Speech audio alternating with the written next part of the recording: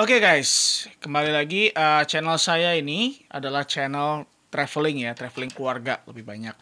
Dan saya bukan YouTuber profesional, saya bukan videographer atau fotografer profesional, saya cuma seseorang yang suka mendokumentasikan perjalanan saya. Dan saya juga punya channel lain, channel musik, dan saya lebih ke musisi profesional sih sebenarnya. Gitu, nanti kamu boleh langsung ke channel saya yang satu itu.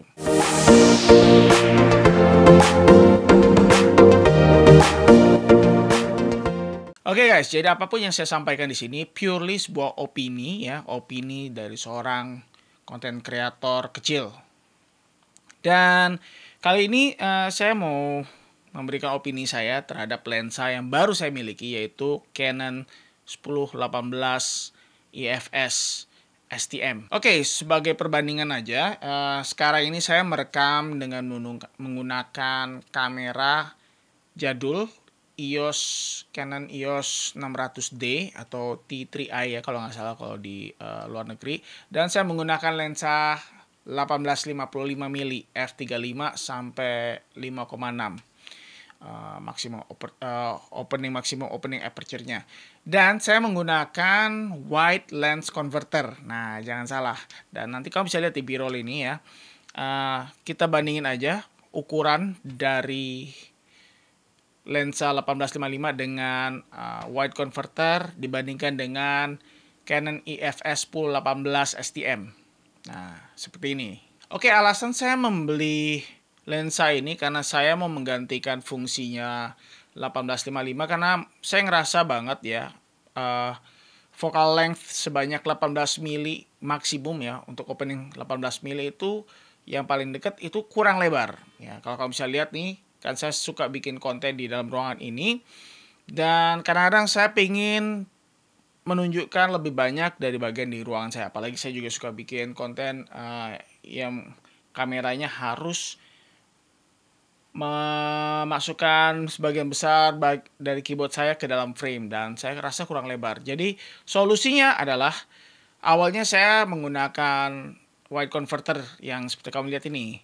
Nah, dengan wide converter ini sebenarnya udah lumayan ya. Dari 18 mili, kira-kira kalau saya hitung berdasarkan perbandingan ini membuat dia ukurannya kira-kira lebih lebar, focal length-nya sekitar menjadi 80% dari focal length yang semula ya, atau menjadi ada gimana ya matematikanya, 1,2 lebih lebar atau gimana lah, nggak tahu matematika, kamu hitung sendiri. Jadi kira-kira dari 18 mili focal length sekarang menjadi 15 mili. Nanti kamu bisa lihat di video yang saya buat ya, perbandingan penggunaan lensa atau converter, lensa wide converter ini. Tapi tetap aja kelebarannya dari focal length-nya itu nggak ada apa-apanya dibandingkan dengan 10-18. Ini bisa all the way sampai 10 mili dan kamu bisa ngerasain banget nanti lebarnya. Oke, jadi alasannya saya membeli ini adalah untuk menggantikan ini, dan saya bisa pick up lebih banyak lagi, saya bisa ngambil gambar lebih banyak lagi dari keyboard dan kegiatan-kegiatan saya di dalam studio ini. Dan tanpa berlama-lama kamu bisa langsung aja lihat gimana nanti ini kita pasangkan di kamera ini. Oke, sekarang kita udah di lensa Canon EFS 10-18 STM. Dan kamu mungkin bingung, hah? Apa bedanya? Ini malah lebih zooming in. Tenang. Ini sekarang saya ada di posisi 18 mili. Dan kita bisa zoom out all the way dari sini ke... Iya, betul banget. Inilah 10 mini. Kamu bisa bedain ya. Nanti kayak saya posisiin side by side ya, antara tadi maksimum bukan maksimum bukaan, maksimum focal length di 15 mili, 18 mili dengan wide converter menjadi 15 mili, bandingkan dengan 10 mili yang kamu lihat sekarang ini. Gimana menurut kalian?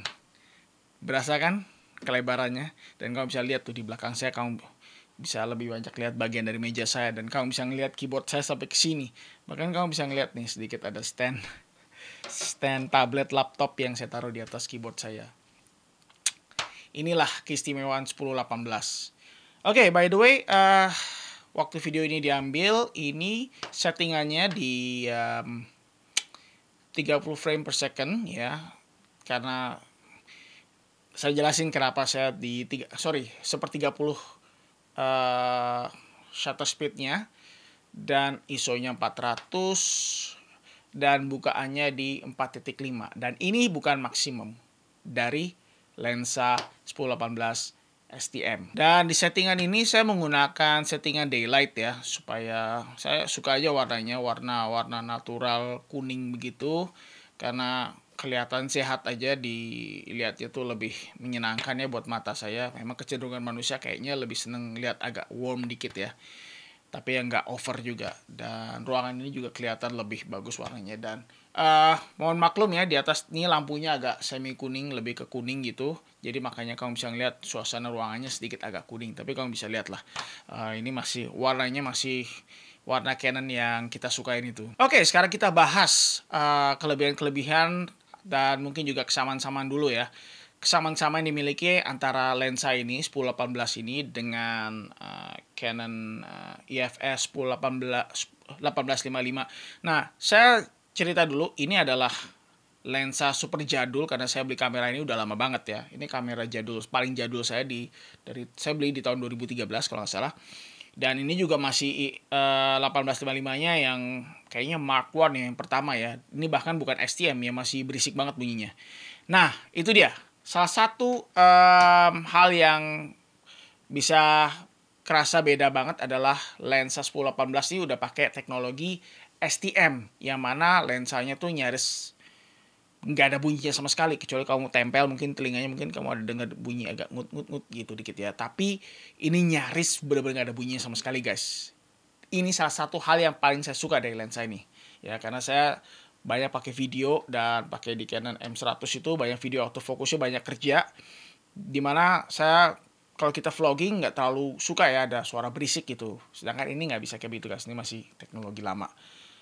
Plus ya tadi saya udah bilang secara focal length-nya jauh ya. Ini 10 mili, sedangkan ini maksimal 18 mili. Ini aja udah ditolong sama wide converter, jadi kira-kira bisa menjadi 15 milian gitu.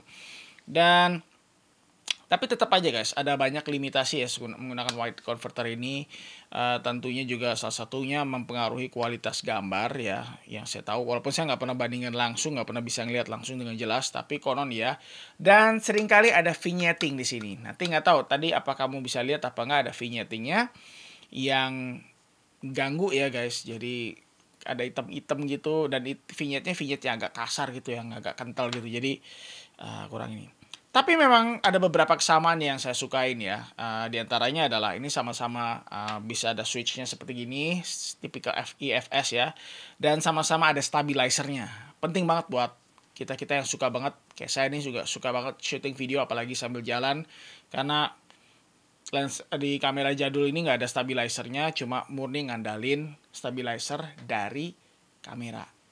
Dari lensa. Tapi tetap aja guys, ada beberapa limitasi atau kelemahan dibandingkan 1855 ini ya. Lensa ini memiliki aperture maksimumnya tuh di 4,5, yang bukaannya kecil gitu ya guys. Jadi cenderung gelap dan nggak bisa bokeh-bokeh amat gitu. Kalau mau bokeh tuh harus bener-bener deket banget gitu, baru bisa ada rasa bokehnya lah gitu. Sedangkan ini bukannya udah di 3,5, jelas lebih unggul dan lebih bisa terang gitu gambarnya di bukaan maksimumnya. Ya jadi kira-kira itu aja guys. Sisanya kamu bisa lihat aja perbandingannya dari gambar-gambar atau tes-tes video dan foto yang saya udah bikin. Oke, jadi menurut kalian gimana guys? Apakah kalian tertarik juga untuk menggunakan 10-18 ini? Apakah kalian punya cerita pengalaman dari lensa ini? Silahkan tulis di kolom komentar di bawah ini. Pada akhirnya thanks for watching, dan saya akan lebih banyak lagi bahas tentang kamera, dan tentunya tonton juga video-video travel saya. I'll see you in the next video.